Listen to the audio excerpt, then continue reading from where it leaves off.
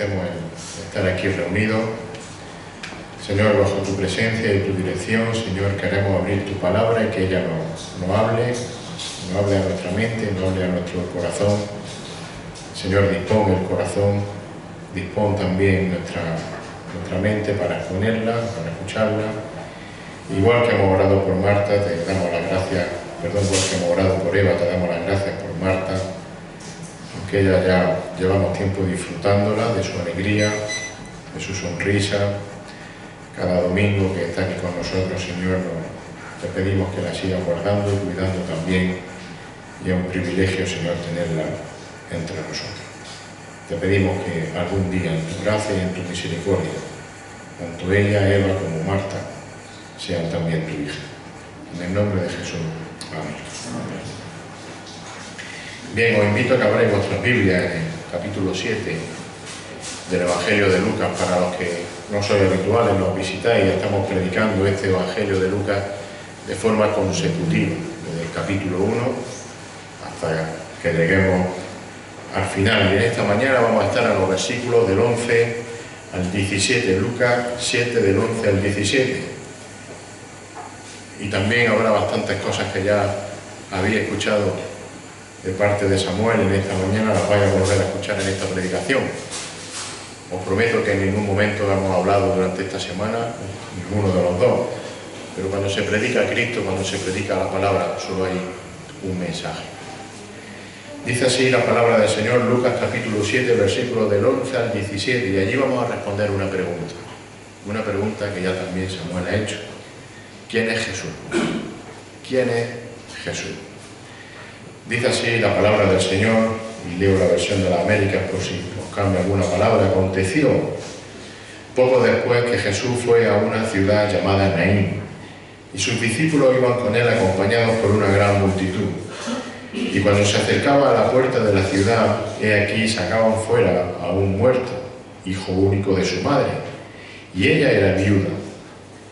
Y un grupo numeroso de la ciudad estaba con ella. Al verla, el Señor tuvo compasión de ella y le dijo: no llores. Y acercándose tocó el féretro, y los que lo llevaban se detuvieron. Y Jesús dijo: joven, a ti te digo, levántate. El que había muerto se incorporó y comenzó a hablar, y Jesús se lo entregó a su madre. El temor se apoderó de todos y glorificaban a Dios diciendo: un gran profeta ha surgido entre nosotros, y Dios ha visitado su pueblo. Y este dicho que se decía de él se divulgó por toda Judea, por toda la región circunvecina. Que el Señor bendiga su palabra. Y no cabe duda, ya se ha dicho en esta mañana, como decía antes, para la mayoría de los que estamos aquí, que la persona más conocida e importante en la historia del hombre es Jesús, es Jesucristo. Quitando, eso sí, quitando algunos pueblos, algunos lugares por ahí perdidos en el mundo, todas las principales civilizaciones conocen, han sido influidas de alguna manera por la persona del Señor Jesucristo. Pero sin embargo, aunque decimos que Él es el personaje más famoso y conocido de la historia, tengo que decir, Él es también, para muchos, el más desconocido. La mayoría de las personas saben, como digo, de Jesús, saben cosas, saben historias sobre su vida. Celebran la Navidad, hacen procesiones. El tiempo, los años se miden a partir del nacimiento de Jesús. No sé cuántos años antes de Cristo, tantos años después de Cristo. Pero lamentablemente son pocos los que realmente conocen y entienden quién es verdaderamente Jesús. Existen muchísimas opiniones, existen muchos puntos de vista, y lo siento, erróneos, sobre Jesús, sobre quién es Jesús. En el Islam dicen que Jesús es solo un profeta. Para los mormones, fijaros, Jesús es un ser creado al mismo nivel que Satanás. De hecho, dicen que son incluso hermanos. Fijaros qué herejía. El hombre ha creado toda clase de películas, obras de teatro, musicales, incluso algunos de ellos blasfemos contra la persona de Jesús. Muchos presentan al Señor Jesús como ese hombre especial, como decía Samuel, un héroe social, un adelantado a su tiempo, un iluminado político, un mártir equivocado, el primer comunista, dicen otros. En definitiva, hay casi tanta idea sobre quién es Jesús como casi personas hay en el mundo. Ideas formadas propiamente por los hombres. y evidentemente, tengo que decirlo, son erróneas. Son erróneas porque no tienen nada que ver con la realidad de lo que dice la palabra de Dios, con la realidad de quién es Jesús. Porque en la palabra de Dios, en la Biblia, encontramos la verdadera revelación de quién es verdaderamente Jesús de Nazaret. Samuel ya no lo ha leído. El apóstol Pedro lo declaró de forma sencilla, de forma clara y de forma resumida.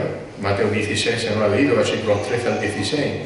Cuando llegó Jesús a la región de Cesarea de Filipo, preguntó a sus discípulos diciendo: ¿quién dicen los hombres que es el Hijo del Hombre? Y ellos dijeron: uno Juan el Bautista, otro Elías, pero otro Jeremías, y uno incluso los profetas. Él les dijo: ¿y vosotros? ¿Quién decís que soy yo? Dice el Señor. Respondió Simón Pedro y dijo: tú eres el Cristo, el Hijo del Dios viviente. Y esta sencilla pero contundente afirmación de Pedro es la verdad fundamental de la fe cristiana. Es la verdad fundamental de nuestra fe. Es decir, que Jesucristo es Dios Hijo, que Jesucristo es la segunda persona de la Trinidad, aquel que se encarnó para ser el sacrificio perfecto y único para aquellos que creen en Él y que vienen a Él en arrepentimiento y con fe. Y fijaros, los que rechazan esta verdad, los que rechazan, los que no creen que Jesucristo es Dios hecho hombre, van a seguir donde ya están. ¿Sabéis dónde es? En una eternidad sin recibir el perdón y la salvación de Dios. Por tanto, ante la pregunta de quién es Jesús, la respuesta es solo una: Jesús es el Cristo, Jesús es el Hijo del Dios viviente, es Dios mismo. Y en el texto que hemos leído en esta mañana, esta resurrección de este joven en ese pueblo de Naín, de nuevo vemos manifestada esa deidad de Jesús, esa verdad de que Jesús es Dios.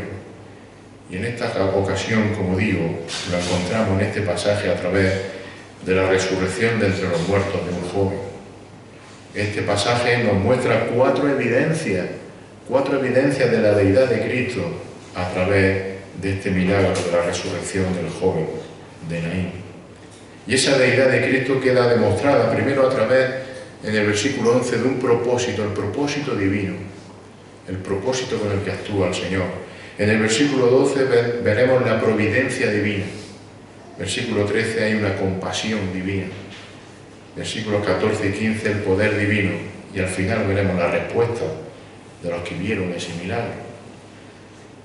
Versículo 11, el propósito divino con el que actuaba Jesús.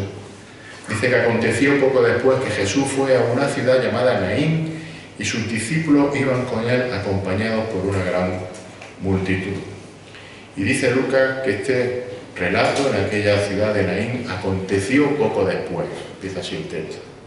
Aconteció poco después. Y ese poco después, fijaros, una clara referencia evidentemente al milagro que Lucas acaba de relatar justo en los versículos anteriores. Os lo recuerdo. La curación del siervo del centurión en Capernaum.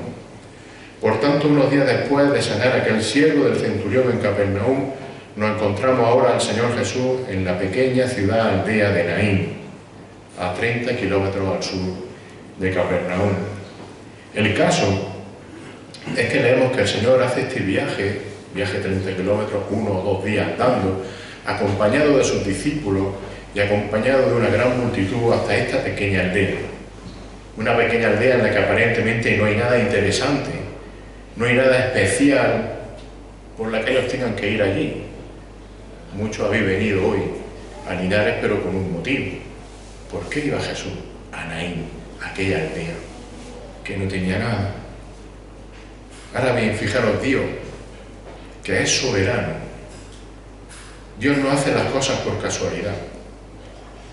Dios no va, como decimos nosotros, apagando fuegos por ahí según surgen las cosas, según surgen los problemas. Dios actúa siempre con un propósito claro y un propósito definido. Mirad, Dios no actúa por capricho, Dios no actúa por impulso. Para Dios no hay coincidencia inesperada. Para Dios no hay plan B, porque Dios siempre tiene un plan. Uno. Y esos planes de Dios, ese plan de Dios es soberano, son soberanos, es decir, Dios hace que se cumplan de manera según están establecidos y de manera inmutable y de manera infalible, es decir, sin ningún error. En el libro de Isaías, en el capítulo 46, versículos 9 y 10, dice allí el Señor: acordaos de las cosas anteriores ya pasadas, porque yo soy Dios y no hay otro. Yo soy Dios y no hay ninguno como yo, que declaro el fin desde el principio. Desde el principio yo digo lo que va a ocurrir, declaro el fin. Desde la antigüedad de lo que no ha sido hecho, yo digo, mi propósito será establecido y todo lo que quiero realizaré. Eso dice el Señor. Eso dice Dios. Así que Dios establece sus propósitos y Dios soberanamente dispone todas las cosas para que esos propósitos ocurran y vayan adelante, se produzcan. Por tanto, Jesús, fijaros, siendo el Dios encarnado, actuaba, vivía y hacía todo bajo la soberanía y la voluntad inalterable de su Padre, de Dios. ¿Para qué? Para cumplir así todos los propósitos divinos. Por ejemplo, cuando el Señor Jesús viajó de Judea a Galilea, y esto es precioso, hermanos y amigos, ¿qué pasó en ese viaje? Acordaros, pasó por Samaria y se encontró allí en mitad del camino con una mujer, la mujer samaritana. ¿Os acordáis de la historia? ¿Fue una casualidad ese encuentro con la mujer samaritana? Juan 4, versículos 3 y 4 dice allí que salió de Judea y partió otra vez para Galilea. Dice el versículo 4, y tenía que pasar por Samaria. No fue casualidad. Mirad, la Reina Valera traduce de esta manera: le era necesario pasar por Samaria. No era casualidad ese encuentro. El encuentro con aquella mujer en aquella ciudad, en Sicar, junto al pozo de Jacob, como digo, no era casualidad. El encuentro de Jesús con aquella mujer tenía un gran propósito para Dios. ¿Sabéis cuál era ese propósito? Lo dice Juan más adelante: la salvación de muchas personas en aquella ciudad. Juan 4, 39 al 42 dice: y de aquella ciudad muchos de los samaritanos creyeron en él. ¿Por qué? Por la palabra de la mujer que daba testimonio, diciendo: él me dijo todo lo que yo he hecho. No fue casualidad ese encuentro. De modo que cuando los samaritanos vinieron a él, le rogaron que se quedara con ellos y se quedó allí 2 días. Y muchos más creyeron su palabra. Y decían a la mujer: ya no creemos por lo que tú has dicho, porque nosotros mismos le hemos oído y sabemos que este es en verdad el Salvador del mundo. No fue casualidad ese encuentro en aquel pozo con aquella mujer. Mirad, Jesús conocía perfectamente los planes de Dios, los planes que el Padre tenía para él mismo, para Jesús. Y por tanto Jesús sabía todo lo relativo a su muerte, a su resurrección y a su ascensión.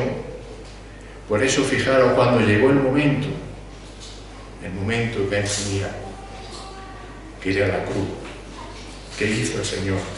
Lucas 9:51. Se dirigió con paso firme y con decisión hacia Jerusalén, sabiendo lo que allí le esperaba. Lucas 9:51, sucedió que cuando se cumplían los días de su ascensión, él, con determinación, dice la palabra, con determinación, afirmó su rostro, fijó su mirada para ir a Jerusalén. Ese es el propósito, la cruz. Jesús sabía exactamente dónde y cuándo iba a suceder su muerte, según el plan que Dios había trazado. Así que cuando salieron de Capernaum hacia Naín, los discípulos y toda aquella multitud que hemos leído que le acompañaban, seguro que no sabían por qué iban allí, ni lo que iba a ocurrir allí, en aquella aldea de Naín. Incluso a lo mejor hasta todavía aquel joven ni siquiera había fallecido. 30 kilómetros andando son 1 día y medio o 2 días. Sin embargo, Jesús conocía el propósito de Dios e hizo este viaje a esta pequeña aldea sabiendo que se iban a encontrar con ese cortejo fúnebre en la puerta de la aldea de la ciudad. Jesús conocía el propósito de Dios, lo cual es una evidencia de que Jesucristo es Dios. Jesús no solo conocía el futuro, sino que actúa, fijaros, actúa para asegurarse de que ese futuro, de que esos propósitos de Dios se cumplan exactamente como estaban planeados de antemano por el Padre. Así que Jesús demuestra su deidad, demuestra que Él es Dios, pues en su propósito estaba ahí aquella desconocida Naín.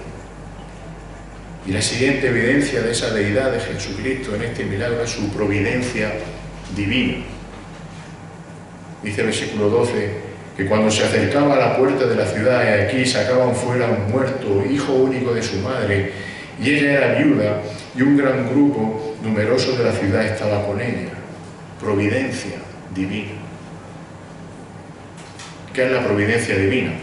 Seguro que nos la estamos preguntando, yo me lo he preguntado muchas veces.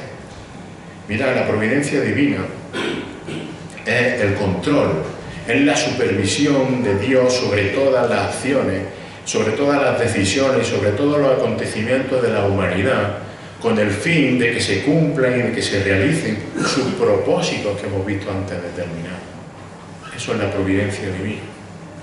Esta providencia divina que controla todas las cosas, que controla todos los sucesos, es fruto, como hemos dicho también antes, de la soberanía de Dios. Una soberanía que se manifiesta por medio de la autoridad que tiene Dios, de su omnipotencia, Él es poderoso sobre todas las cosas, y también a través de su omnisciencia. Él lo sabe todo. La providencia de Dios consiste, fijaros, no en que Dios sabe lo que va a pasar, sino que Dios hace todo para que las cosas ocurran según su propósito determinado. Por eso sabe lo que va a ocurrir, porque Él hace que ocurran las cosas. Dice Proverbios 16:9, la mente del hombre planea su camino, pero el Señor dirige sus pasos. Él es el que dirige las cosas. Todo lo que ocurre en este mundo está bajo la soberana providencia de Dios. Todo, hasta el último cabello que cae de nuestro cuerpo. Como dice la palabra de Dios en Habacuc 1:13, mirad, Dios no es el autor, ni tampoco quiere el mal para nadie. Dice Habacuc 1:13, muy limpios son tus ojos, se refiere al Señor, para mirar el mal, y no puedes contemplar la opresión. Dios no quiere el mal, ni lo provoca. Sin embargo, como también escribe el profeta Amós, Dios controla y Dios permite que ocurra el mal si es necesario para que se cumplan sus propósitos. Amós capítulo 3 versículo 6 dice allí, si se toca la trompeta en la ciudad, no temblará el pueblo. Es decir, si saltan las alarmas como ahora saltan en Ucrania por los bombardeos, ¿no temblará el pueblo? Claro que sí. Si sucede una calamidad en la ciudad, si ocurre algo malo, ¿no lo ha causado el Señor? Lo está diciendo el profeta, sí. Sucede bajo el control de Dios. Y el fallecimiento de este joven de Naín es un ejemplo de una tragedia que Dios permitió y que Dios ordenó bajo su control soberano para que se cumplan sus propósitos. Todos sabemos de enfermedades, de pérdidas de seres queridos, que muchas veces no entendemos. Pero hermanos, están bajo los propósitos de Dios. Lo entendamos o no lo entendamos. Y son para bien porque son por su providencia. Así que por esa providencia divina, fijaros, Jesús llega a la puerta de esa aldea, de esa ciudad. Y llega justo en el momento en el que el féretro está llegando allí para ser enterrado, probablemente a la afuera. Es un momento de mucho dolor. Mucha gente, familia, acompañando a una mujer viuda, que además de que es viuda, acaba de perder a su único hijo. Y eso en aquel tiempo es una tragedia de enorme dimensión. Una mujer viuda y que pierde a su hijo era una de las peores situaciones para una mujer. Esta mujer ha perdido su único sustento. Su único sustento. Además de que ha perdido también la descendencia de línea familiar, pero ha perdido todo. Fijaros en esa lamentable situación. Una viuda que pierde a su único hijo, rodeada allí de gran parte de sus vecinos, familiares y amigos, todos llenos de dolor. Esa es la escena que Dios en su providencia divina tenía preparada para que Jesús mostrase todo su poder divino. Por la providencia de Dios, todo estaba preparado en aquella puerta de la ciudad, como digo, rodeado de gran parte de aquel pueblo, para que el Señor Jesús se mostrara como el verdadero Hijo de Dios. Y como decíamos antes, no era casualidad. No era casualidad que Jesús llegase en ese momento a la puerta de la ciudad. No era casualidad que la comitiva con el féretro llegase también en ese momento a la puerta de la ciudad. No hay casualidad. Mi querido hermano y amigo, no es casualidad que estemos aquí cada uno de nosotros en esta mañana. Dios en su providencia nos ha traído aquí, y nos ha traído aquí para gozarnos de la mesa del Señor, para gozarnos con Benjamín y Elvira, pero sobre todo nos ha traído aquí para que seamos expuestos a su palabra y a su evangelio. Mira, hay una tercera evidencia que demuestra la deidad de Cristo en este milagro, es la compasión divina. Dice el versículo 13, al verla, el Señor tuvo compasión de ella, de la mujer, y le dijo, dos palabras, muy tranquilo, no llores. Como hemos dicho, la situación en la que se queda esa mujer era totalmente lamentable. Viuda, sin ningún tipo de descendencia que se hiciese cargo de ella. Una mujer así, como decíamos en aquel tiempo, quedaba prácticamente desahuciada. Pero ante la situación tan terrible en la que esta madre se quedaba, leemos que el Señor tuvo compasión de ella. La Reina Valera traduce la expresión se compadeció. Y en realidad el uso original de esta palabra, compadecerse o tener compasión, tiene que ver con un sentimiento profundo, interior, como cuando decimos nosotros que algo se hace de corazón, con todo el corazón. En definitiva, el Señor Jesús, a ver a esta mujer, a ver la situación de esta mujer, expresa un sentimiento de amor y de misericordia desde lo más profundo de su interior, de su corazón. Expresa su compasión divina hacia una madre viuda y solitaria. Mirad, por desgracia, mucha gente tiene la idea de que el Dios del Antiguo Testamento es un Dios de ira, es un Dios furioso, vengativo, que está siempre allí castigando a la gente. Mientras que el Dios del Nuevo Testamento, Jesucristo, es ese Dios agradable, manso, misericordioso, todo amoroso. Qué bueno, tanto nos gusta. Pero sin embargo, en el Antiguo Testamento encontramos también de forma continua que Dios siempre ha mostrado compasión. Dios ha mostrado siempre misericordia y siempre ha sido el Dios de la gracia. Y en el Nuevo Testamento recordemos que también el Señor Jesús, cuando fue necesario, y se nos recordaba el fin de semana pasado, nuestro hermano Adolfo lo recordaba, cuando fue necesario el Señor limpió el templo de aquellos engañadores y vividores de la religión con un látigo. Cuando fue necesario el Señor predicó claramente denunciando el pecado de las personas, y eso no es agradable al oído. Y Él predicó y habló de una cosa que hoy en día casi está prohibido mencionar, ya es la condenación eterna en el infierno. Él habló de eso. Mirad solo el ejemplo de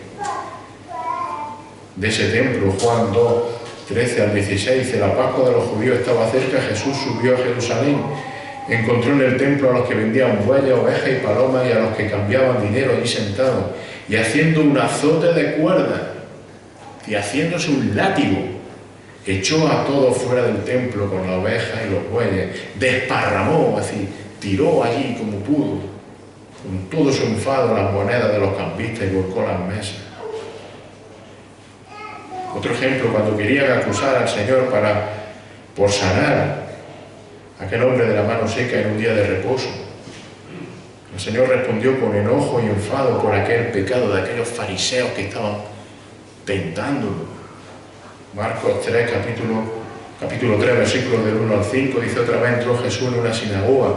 Había allí un hombre que tenía una mano seca y le observaban para ver si lo sanaba en el día de reposo, para poder acusarle, para decirle: ya te hemos pillado. Y dijo al hombre que tenía la mano seca: levántate y ponte aquí en medio. Entonces les dijo: ¿es lícito en el día de reposo hacer bien o hacer mal, salvar una vida o matar? Pero ellos guardaban silencio, como zorros, se callaron. Y mirándolo, dice el versículo 5, en torno, mirándolo alrededor, mirándolo a todos con una mirada que algún día el Señor me va a mirar a mí así cuando esté delante de Él. Y lo pasaré mal. No sé cómo lo pasaréis algunos cuando estéis delante del Señor y os mire y os diga: Juan Pablo, ¿qué has hecho en tu vida? Y mirándolo así, mirándolo alrededor a todos con enojo. ¿Cómo tiene que ser el enojo del Señor? Entristecido por la dureza de sus corazones, dijo al hombre: extiende tu mano. Él la extendió y su mano quedó sana. El Señor tenía enojo. El Señor sacaba un látigo cuando tenía que sacarlo. Y como decíamos, Dios, el Dios eterno, desde siempre, ya en el Antiguo Testamento, ha tenido en su naturaleza el tener compasión por el sufrimiento de las personas, compasión incluso del pecador que lo rechaza, compasión incluso de aquel que no la merece. Mirad, cuando el pueblo de Israel traicionó a Dios en el desierto con aquel becerro de oro, ¿os acordáis? Éxodo capítulo 32. Después de que han sido rescatados de un cautiverio de cientos de años en Egipto, hacen un becerro de oro, se olvidan de su Dios, de aquel que lo ha rescatado, y mereciendo ser borrados, mereciendo ser exterminados por ese pecado, por esa traición. ¿Qué hace Dios lleno de compasión? Cuando Moisés ruega por el pueblo, fijaros lo que Dios le contesta en Éxodo 33, versículos 18 y 19. Entonces Moisés dijo: te ruego que me muestres tu gloria. Y él respondió: yo haré pasar toda mi bondad delante de ti, y proclamaré el nombre del Señor delante de ti, y tendré misericordia del que tendré misericordia, y tendré compasión de quien tendré compasión. Ese es el Dios del Éxodo, del Antiguo Testamento. Así que Dios mostró su gloria teniendo compasión con aquellos que no lo merecían. Y fijaros los versículos más adelante, el Señor vuelve a decir en Éxodo 34, 6 y 7, entonces pasó el Señor delante de él, de Moisés, y proclamó: el Señor, Dios compasivo y clemente, lento para la ira, abundante en misericordia y fidelidad, el que guarda misericordia a millares, el que perdona la iniquidad, la transgresión y el pecado, y que no tendrá por inocente al culpable, el que castiga la iniquidad de los padres sobre los hijos y sobre los hijos de los hijos, hasta la tercera y cuarta generación. Dios es por naturaleza compasivo, desde siempre. No solo del Antiguo Testamento, desde siempre. Y por tanto ahora el Señor Jesús, que es Dios hecho hombre, también es compasivo y no le queda otra. Él es Dios. Como dice el autor de Hebreos, en Hebreos 2:17, por tanto tenía que ser hecho semejante a su hermano en todo, a fin de que llegara a ser un misericordioso y fiel sumo sacerdote en las cosas que a Dios atañen. Fiel sumo sacerdote y misericordioso es Jesús. Así que la compasión era una característica innata en Dios y por tanto innata en el Señor Jesucristo, lo cual evidencia, es una evidencia de que Él es Dios, es una evidencia de su deidad. Y esa deidad la vemos, esa compasión, la vemos a través de todo el Nuevo Testamento y de los Evangelios. Algunos versículos para ir rápidamente, Mateo 9, 35 y 36.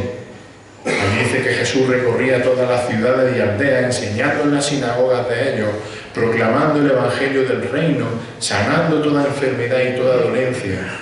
Y dice el 36 que viendo a las multitudes, tuvo compasión de ellas, porque estaban angustiadas y abatidas como ovejas que no tienen pastor. Mateo 14, 14, al desembarcar vio una gran multitud y tuvo compasión de ellos y sanó a su enfermo. Mateo 15, 32, entonces Jesús, llamando junto a sí a sus discípulos, les dijo: tengo compasión de la multitud, porque hace ya 3 días que están conmigo y no tienen que comer. Y no quiero despedirlos sin comer, no sea que desfallezcan en el camino. Y sabéis que ese día alimentó a varios miles de personas. Y hay muchos ejemplos más, como digo, en los que por compasión el Señor sanó a leprosos, a ciegos, sanó todo tipo de graves enfermedades, pero todo ello con un propósito. El propósito de afirmar que Él era, que Él es verdaderamente Dios, el Hijo del Dios viviente. Así que una vez más, fiel a su naturaleza compasiva, el Señor Jesús se compadece de esta pobre mujer, de esta viuda que ha perdido su único hijo. Y con toda la misericordia que Jesús puede desplegar como Hijo de Dios, como Dios mismo, con todo su consuelo y con toda su autoridad divina, le dice simplemente: no llores. No necesitaba decirle más. Es Dios mismo el que le está diciendo: no llores. Como cuando Pablo le dice: bástate mi gracia. No necesitamos más. Ya te digo yo, no llores, mujer. Yo soy Dios el que te lo dice. Y la cuarta evidencia que demuestra la deidad de Cristo en este milagro es su poder, el poder divino. Versículos 14 y 15 dice que acercándose tocó el féretro y los que lo llevaban se detuvieron y Jesús dijo: joven, a ti te digo, levántate. ¿Y qué pasó? Versículo 15. El que había muerto se incorporó y comenzó a hablar y Jesús se lo entregó a su madre.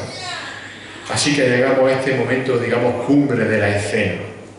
El Señor Jesús ha actuado según el propósito, según la providencia divina, hasta llegar a estar delante de ese cortejo fúnebre, primero para mostrar su compasión con la mujer y ahora por último utilizar su poder como demostración definitiva y directa de su deidad.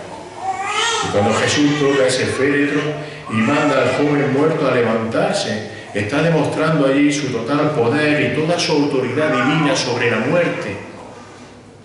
Él tiene total poder y autoridad sobre la muerte. Él es Dios, claro. Y mira, Jesús tiene ese poder absoluto sobre la muerte porque Él es precisamente el autor de la vida. Él es el creador del universo, como dice Juan en el capítulo 1, versículos del 1 al 4, que seguro lo sabéis de memoria. En el principio existía el Verbo estaba con Dios, el Verbo era Dios, Él estaba en el principio con Dios. Todas las cosas fueron hechas por medio de Él, y sin Él nada de lo que ha sido hecho fue hecho. En Él estaba la vida, y la vida era la luz del hombre. La vida estaba en Jesús, en el Verbo, en el Hijo de Dios. Por eso Él tiene todo poder sobre la vida y la muerte. Como en otros tantos milagros, Jesús solo tuvo que dar una simple orden de voz. Una simple orden de voz. Joven, a ti te digo, levántate. No necesitas nada más. Levántate. Y el joven, fijaros, no se fue recuperando poco a poco. No fue una mejoría. Oye, va mejorando poco a poco bien. No estuvo ingresado en la UBI o en la UCI que tuviesen en aquel tiempo, allí creo que no tenían. Pero entendedme lo que quiero decir. No estuvo en la UCI hasta que recobró el conocimiento allí, no. El joven al instante se incorporó, al instante empezó a hablar como si nada hubiese ocurrido, sin secuela alguna. El poder de Jesús es el poder de Dios para crear vida de la nada al instante, como Él lo hace. Y fijaros, es el mismo poder con el que Dios va a resucitar a todos los muertos en el momento que Él tiene determinado. Es en el momento en el que cada uno de nosotros pasaremos por delante de Él, como he dicho antes, y le veremos cara a cara, y lo tendremos así delante. ¿Cómo vas a estar tú allí delante de Él? Juan 5, 28 al 29, esto no me lo invento yo, lo dice el propio Señor. Dice de Jesús: no os admiréis de esto, porque viene la hora en que todos los que están en los sepulcros oirán su voz. ¿Y qué dice el 29? Y saldremos.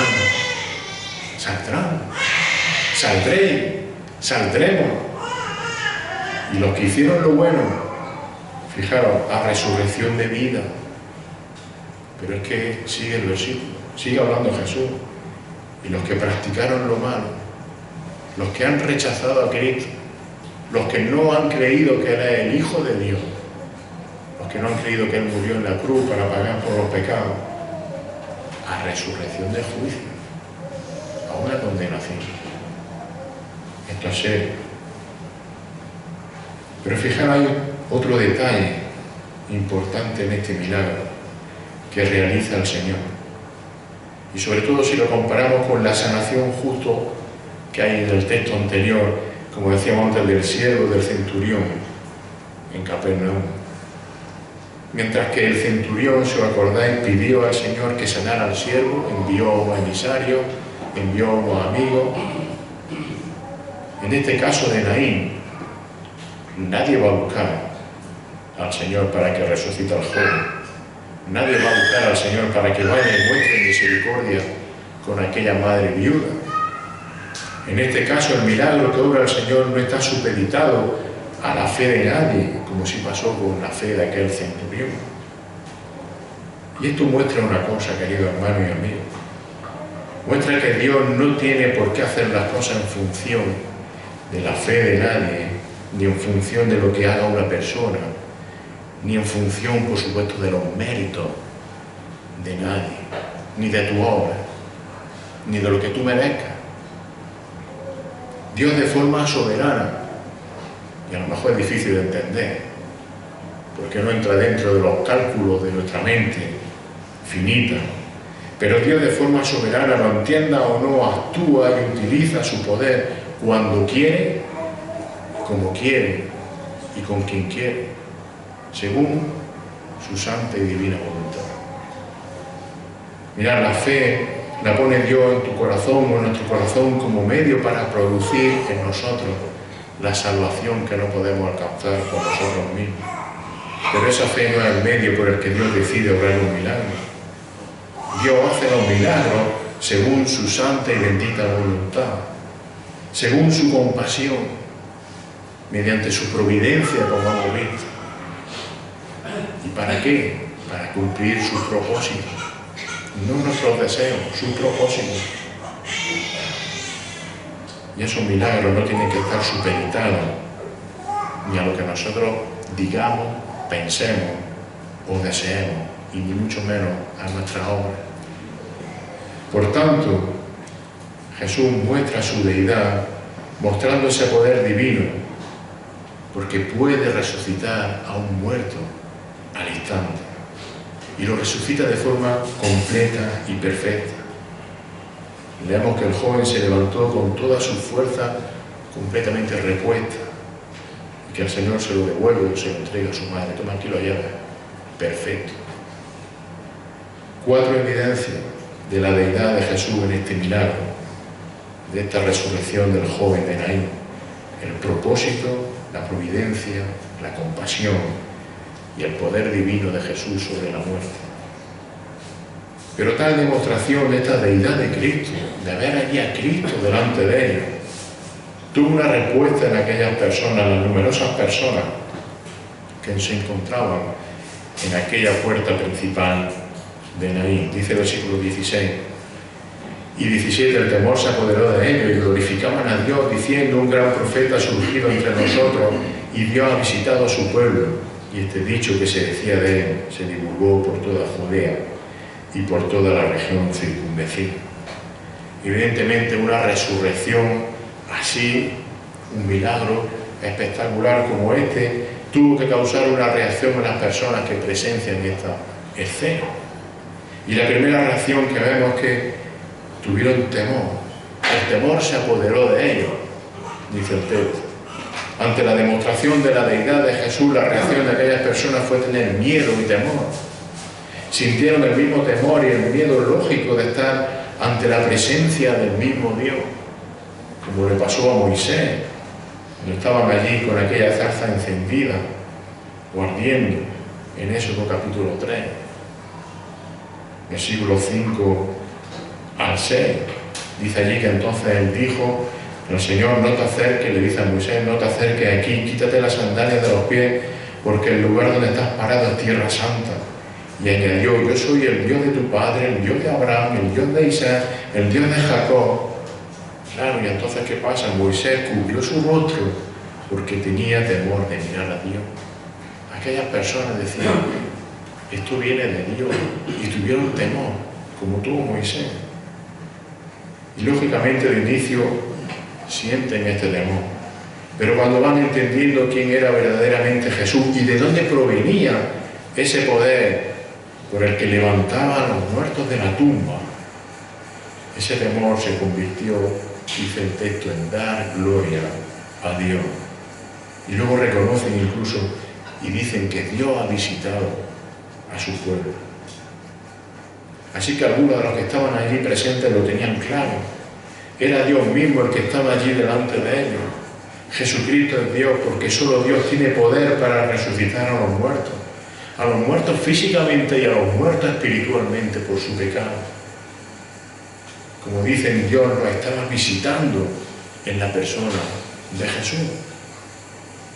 Pero ahora bien, aunque esto resulte impactante y precioso, por desgracia, aunque todos allí, todos los que estaban en aquella puerta vieron, observaron y oyeron lo mismo, no todos entendieron quién era Jesús verdaderamente. De hecho, leemos que confundían a Jesús con la figura de algún profeta. ¿Será un profeta? Cuando leíamos, cuando le preguntaban a los apóstoles, unos decían que este, otros decían que el otro. En aquella puerta muchos no entendieron quién era Jesús. Tenían delante al unigénito Hijo de Dios, al Mesías, a Dios encarnado, y sin embargo no se rinden ante la evidencia. Y ante la evidencia de esa deidad de Jesús, unos reconocieron quién era Jesús y otros no. La pregunta para cada uno de nosotros en esta mañana es precisamente, como decía antes, ¿quién es Jesús? Voy a ser más explícito. ¿Quién es Jesús para ti? ¿Quién es Jesús en tu vida? Mira, al contrario de estos que ante la evidencia de este milagro pensaron que Jesús era solo un profeta, encontramos otro ejemplo en otro milagro de otra resurrección, en la resurrección de Lázaro. Allí tenemos la respuesta de su hermana Marta, la hermana de Lázaro. Ella allí sí entendió, sí reconoció quién era verdaderamente Jesús. Si os acordáis, después de decirle al Señor a Marta que su hermano iba a resucitar, en la conversación que tienen, Jesús le hace una pregunta. Jesús le dice esas tremendas palabras que nos sabemos de memoria, Juan 11, 25 y 26. Jesús le dijo a Marta: yo soy la resurrección y la vida. El que cree en mí, aunque muera, vivirá. Y todo el que vive y cree en mí, no morirá jamás. Eso se dice al Señor a Marta. Y le hace una pequeña pregunta al Señor Jesús a Marta: ¿crees esto? ¿Crees esto? Marta respondió con toda convicción. Juan 11, 27, el siguiente versículo. Ella le dijo: sí, Señor, yo he creído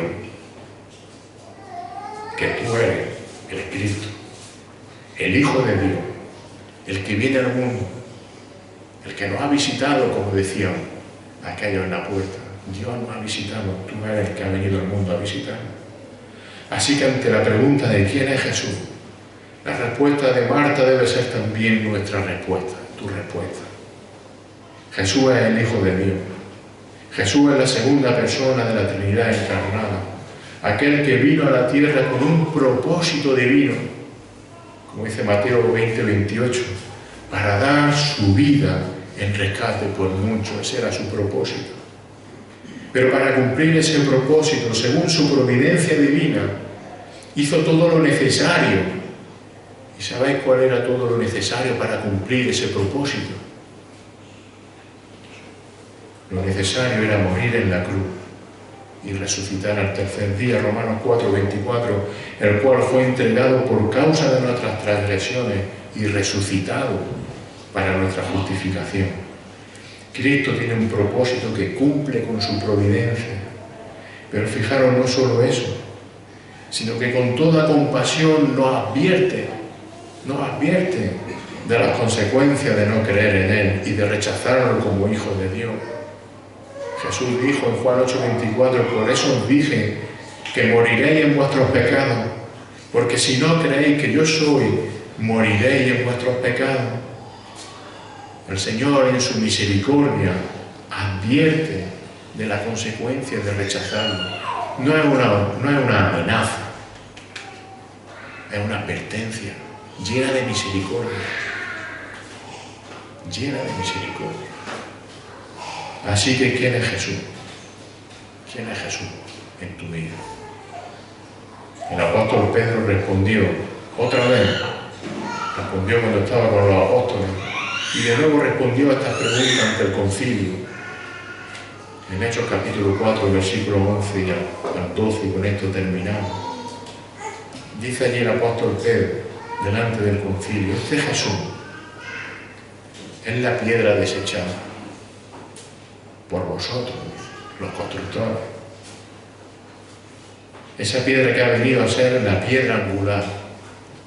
Esa Pedro que lo decía Samuel. Pero fijaros lo que dice el versículo 12. Y en ningún otro hay salvación, porque no hay otro nombre bajo el cielo dado al hombre en el cual podamos ser salvos. No hay otro nombre, solo el de Jesucristo. Jesucristo, que es Dios. Fijaros, el único que tiene poder para limpiar nuestro pecado, para darnos salvación, para darte vida cuando estás muerto en tu delito y en tu pecado. Que el Señor bendiga su palabra. Señor, en esta mañana te agradecemos y te damos las gracias porque tú, en tu propósito, Señor, mandaste a tu Hijo Jesucristo de forma providente, Señor, a bajar a esa cruz del Calvario y morir allí por cada uno de tu Hijo, Señor. Gracias porque cumpliste el propósito. Gracias porque de forma soberana todo ocurrió como tú habías planeado. Y el Señor Jesucristo fue entregado en la cruz, derramó su sangre por nuestro pecado, pero también, como estaba planeado, resucitó y está en los cielos preparando un lugar para nosotros. Te alabamos y te damos las gracias por ello. Y te rogamos, Señor, que en tu gracia y en tu misericordia tú sigas llamando y tocando corazones, si es posible en esta mañana, si lo hagas, a personas que todavía no se han rendido ante la evidencia de que tú eres el único y el verdadero Salvador. Esto es lo que te rogamos en el nombre de Jesús.